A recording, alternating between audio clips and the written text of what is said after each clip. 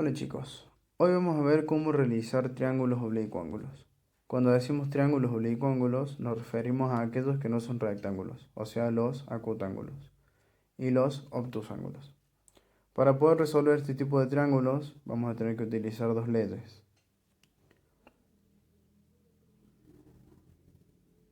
Una de las leyes se llama ley de senos y otra se llama ley de cosenos, que básicamente se pueden resumir en estas fórmulas que tenemos en pantalla. Para hacer problemas de ley de senos y ley de cosenos, tenemos que nombrar los ángulos del triángulo con letras mayúsculas y los lados del triángulo con letras minúsculas. Algo importante es que pueden ir en el orden que se quiera, pero hay que tener cuidado de que el lado A sea opuesto al ángulo A, eh,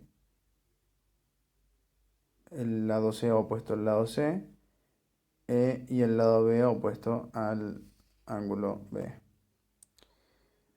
Bueno, la ley de seno se puede resumir en A sobre seno de A, B sobre seno de B y C sobre seno de C. Y puede ser de forma recíproca, que sería seno de A sobre A, seno de B sobre B y seno de C sobre C. Cualquiera de las dos maneras sirve. La ley de coseno se puede resumir en estas tres fórmulas que tenemos acá. En realidad nada más es una fórmula, solamente cambia el orden de las letras. Por ejemplo, aquí tengo c al cuadrado igual a al cuadrado más b al cuadrado, sería 2ab coseno de c. Es decir, que para usar la fórmula necesito tener un lado y estos lados restantes es el lado derecho. Si acá ya utilicé c, en el otro lado de la ecuación nada más voy a utilizar lados a y b. Por eso tenemos a al cuadrado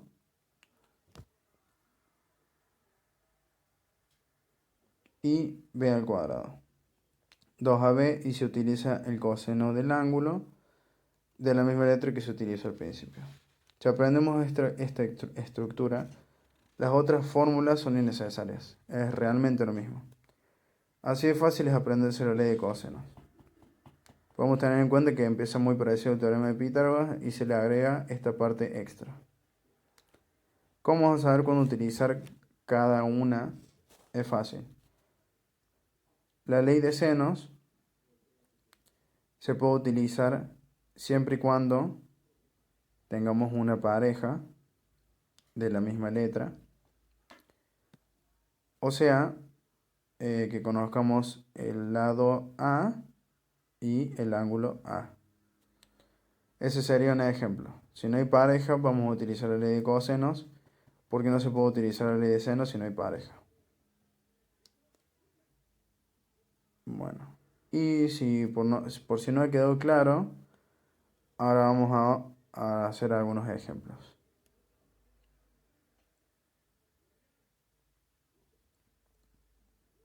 En el primer ejemplo queremos resolver este triángulo. Recuerden que resolver un triángulo significa sacar todos los datos faltantes. Entonces ya tenemos las medidas del ángulo B, la del ángulo C y la medida del lado B. Lo más fácil es empezar sacando el ángulo A. Eso es lo más obvio porque los tres ángulos deben sumar 180, porque esto es un triángulo, entonces si deben sumar 180 tres ángulos. Es obvio que el ángulo A debe medir 67. ¿Qué es lo que falta para completar los 180? Entonces obtenemos un resultado después hay que analizar para ver si se encuentra alguna pareja de letras. Si hay, ya sabemos que conozco el ángulo B y el lado B. Y por eso vamos a utilizar la ley de senos. La ley de senos se utiliza por partes solamente. Acá vamos a utilizar esta parte. A sobre seno de A es igual a B sobre seno de B. No utilizamos el C porque no se conoce el lado C. Y lo importante es utilizar los lados que conozco, como en este caso que conocemos B y B. Vamos a sustituir los datos. En B ponemos 12.3, perdón. El seno de B sería seno de 29 grados y el seno de A sería 67 grados. Acá vamos a despejar, como seno de 67 está dividiendo, la pasamos al otro lado multiplicando. Si hacemos esa operación en la calculadora encontramos que el lado A mide 23.35 y ahí tenemos otro dato que es el dato de A, solo falta el lado C. También vamos a sacarlo con la ley de senos. En este caso vamos a decir que C sobre seno de C es igual a B sobre seno de B. Sustituimos los datos. En el ángulo C ponemos 84 grados, que es el ángulo B, sigue siendo 12.3, y el ángulo B mide 29 grados. Otra vez, el seno de 84 está dividiendo, entonces vamos a pasar multiplicando al otro lado y realizamos la operación en la calculadora. Encontramos que vale 25.23, y así tenemos los tres ángulos y los tres lados, así que este triángulo ya está resuelto. En el siguiente ejemplo, ya conozco los tres lados, el problema es que no conozco ningún ángulo. Entonces, no hay pareja de letras, y dado que no hay parejas, únicamente podremos utilizar solo la ley del coseno. No importa cuál de las tres fórmulas usemos, porque ya sabemos los tres lados. Yo elegí esta. Entonces, una vez elegida, según la fórmula que vamos a utilizar, vamos a comenzar sustituyendo los datos que ya tenemos. ¿Qué nos quedaría así? 26 al cuadrado es igual a 15 al cuadrado más 16 al cuadrado menos 2 por 15 por 16. Coseno de C. Bien. Nuestro objetivo acá va a ser encontrar el ángulo C. Así que debemos empezar a despejar. Estos dos términos están sumando.